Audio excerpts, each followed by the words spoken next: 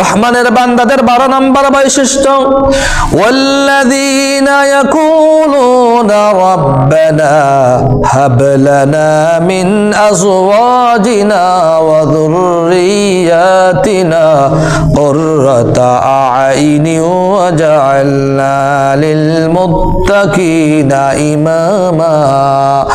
রহমানের বান্দারা সব সময় আল্লাহ রাব্বুল আলামিনের নিকট দোয়া করে, আয় আমার রব, আপনি আমাদেরকে এমন নেককার স্ত্রী এবং এমন সন্তান দান করুন যাদেরকে দেখলে আমাদের চক্ষু শীতল হয়ে যায়, আমাদের নয়ন জুড়িয়ে যায়। আপনি আমাদেরকে এরকম নেককার স্ত্রী এবং এমন সন্তান দান করুন। আপনার সন্তান, আপনার স্ত্রী যখন আপনার চোখের সামনে নামাজ আদায় করবে, কোরআন তেলাওয়াত করবে, ভালো কথা বলবে, তখন আপনার চোখ জুড়িয়ে যাবে, আপনার নয়নটা জুড়িয়ে যাবে।